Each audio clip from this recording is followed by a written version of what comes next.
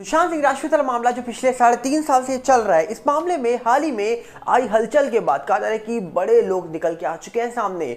आखिरकार बात की जाए तो इस मामले में कई सारी गड़बड़ शुरुआत से दिखाई दी थी, जहां पर सुशांत केस में उनके स्टाफ मेंबर के बयानों से लेकर उनके केस में जो एम्बुलेंस उनके घर पर पहुंची थी उसको लेकर भी सवाल उठे थे। और इसी के साथ समीर वानखेड़े जी को लेकर अगर हम बात करें तो हाल ही में खबर निकल के आई कि समीर वानखेड़े के ऊपर कई आरोप लगाए जा रहे थे, पर वो मामला चल ही रहा था। अब कहा जा रहा है कि उनके पिता को लेकर एक चौंकाने वाली खबर निकल के आ रही है। क्या है मामला, बताएंगे आपको डिटेल में। पर सबसे पहले आपसे अपील करेंगे, अगर आप इस चैनल पर नए हो तो वीडियो को लाइक करना, वीडियो को शेयर करना, चैनल को सब्सक्राइब करना बिल्कुल मत भूलना।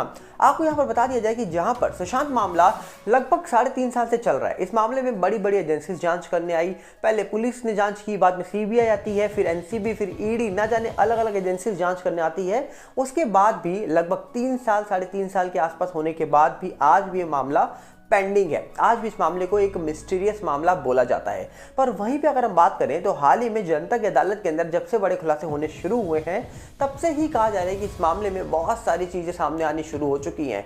जैसे कि कई बड़े मंत्री दावा कर रहे हैं कि जिनका नाम पीआईएल में दाखिल है, जो पीआईएल दाखिल की गई है राशिद खान पठान साहब के द्वारा बॉम्बे हाईकोर्ट के अंदर, और जिस बड़े शख्स का नाम उस पीआईएल के अंदर है वो जल्द ही लंदन साउथ अफ्रीका चला जाएगा। अब आरोप लगाने वाले आरोप लगा सकते हैं और डेफिनेटली बड़े बड़े मंत्री हैं जो एक दूसरे पर आरोप लगा रहे हैं। अब सवाल ये उठता है कि वो जाएंगे या नहीं जाएंगे, ये तो कोई नहीं जानता। पर जो पीआईएल दाखिल की गई है उस पीआईएल को लेकर कहा जा रहा है कि एक दावा किया गया है कि उस पीआईएल की सुनवाई 6 दिसंबर 2023 को होगी। और इसका कहा जा रहा है कि खुलासा राशिद खान पठान साहब जो है उन्होंने खुद की अपनी वेबसाइट जो बना रखी है वहीं पर दिया है।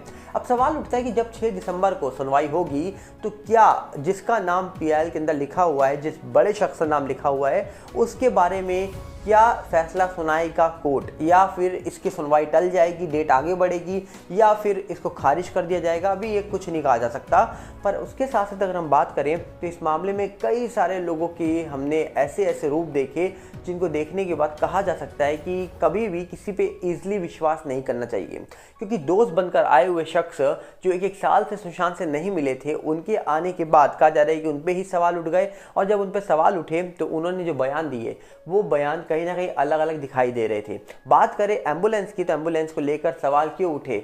एम्बुलेंस जब आई तो पहले आपको याद होगा कई सारी ऐसी वीडियो निकल के आई थी जहां पर एम्बुलेंस जाते वक्त किसी ने बोला ये हॉस्पिटल लेकर जाओ, किसी ने बोला वो हॉस्पिटल जा रही है, और बाद में आखिरी में कौन से हॉस्पिटल जाते हैं सुशांत को लेकर, ये आप सब जानते हैं। और अब लोग ये भी सवाल उठाते हैं सोशल मीडिया के माध्यम से कि हॉस्पिटल के नाम पहले तो कोई और बोला गया, कोई लीलावती, कोई भाबर हॉस्पिटल, या फिर कोई कूपर का नाम लिया नहीं गया था, पर आखिर में कूपर लेके गए।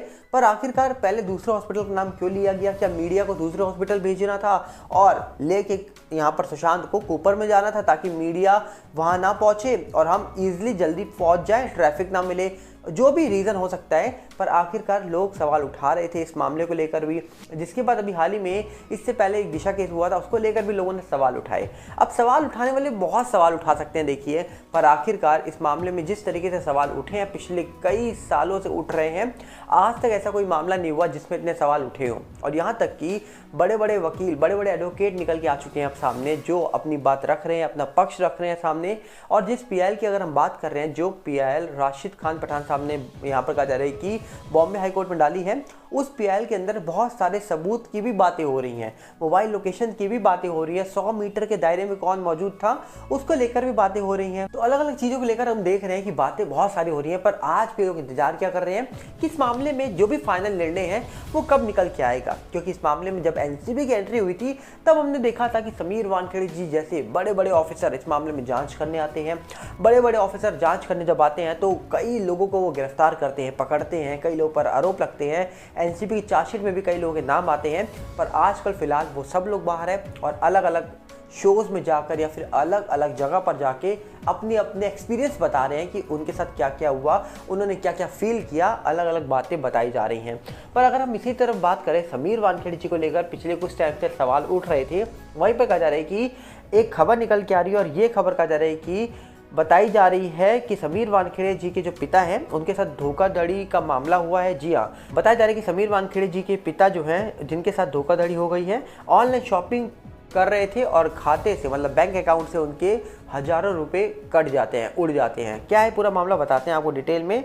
बताया जा रहा है कि एनसीबी के पूर्व जोनल डायरेक्टर समीर वानखेड़े जी के पिता, जिन्होंने कहा जा रहा है कि एक पुलिस को शिकायत दर्ज कराई है कि ऑनलाइन उनके साथ धोखाधड़ी हुई है। बताया जा रहा है कि हाल ही में जब वो ऑनलाइन ड्राई फ्रूट खरीद रहे थे, उसी दौरान उनके अकाउंट से करीब 31,019 रुपए कट जाते हैं। शिकायतकर्ता का आरोप है कि उन्होंने 2,000 के ड्राई फ्रूट का ऑर्डर किया था, लेकिन कुछ ही घंटों बाद आए एक फ़ोन कॉल के झांसे में आकर उन्होंने हजारों रुपए गंवा दिए।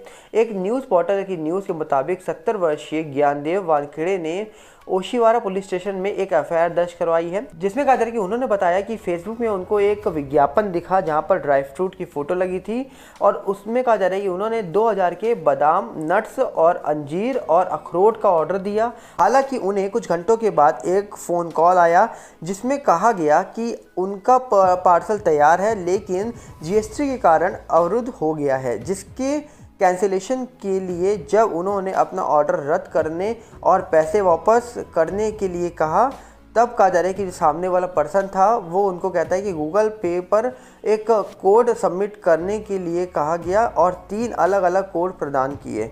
कथित तौर पर वानखेड़े ने निर्देशों का पालन किया और तब उन्होंने महसूस किया कि उनके बैंक खाते में कहा जा रहा है कि 2 किस्तों में 31,000 रुपये निकल गए हैं।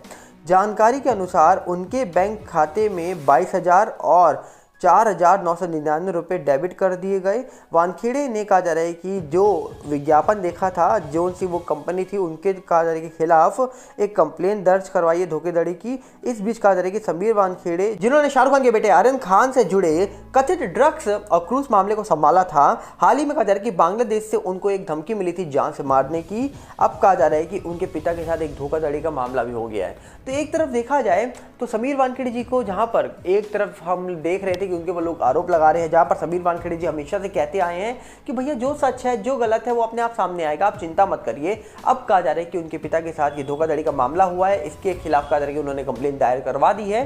पर वहीं पर अगर हम बात करें समीर वानखेड़े जी की, तो डेफिनेटली समीर वानखेड़े जी जैसा ऑफिसर आज तक नहीं देखा, क्योंकि यहाँ पर कहा जा रहा है कि एनसीबी में जब वो थे एज अ जोनल डायरेक्टर और जिस तरीके से ड्रग्स के अगेंस्ट वो एक्शन ले रहे थे, वो काबिल तारीफ था। डेफिनेटली उसी के कारण आज लोग उनको पसंद करते हैं। वो ऑफिसर थे और अगर कोई ड्रग्स का मामला होता है तो हमेशा पहली आवाज़ लोग लगाते हैं सरकार को कि वहाँ पर समीर वानखेड़े जी को भेजिए, तो देखिएगा कि डेफिनेटली कुछ ना कुछ होगा। और हाल ही में एक इंटरव्यू उन्होंने दिया आज तक को, जहाँ पर उनसे ये सवाल भी पूछा गया कि क्या आप राजनीति में भी आ सकते हो।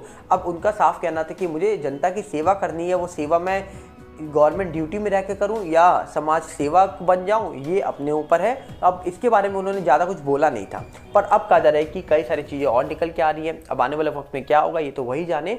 पर आपको क्या लगता है, कमेंट बॉक्स आपके लिए खुला है। हम मिलेंगे बहुत जल्दी और साथ में आपसे अपील करेंगे, अगर आप इस चैनल पर नए हो तो वीडियो को लाइक करना, वीडियो को शेयर करना, चैनल को सब्सक्राइब करना बिल्कुल मत भूलना। और साथ में हमारा नए चैनल सागर भल्ला रिव्यू के साथ भी जुड़िए, जिसका लिंक आपको डिस्क्रिप्शन में मिलेगा। मिलते हैं बहुत जल्दी। नमस्कार, जय हिंद।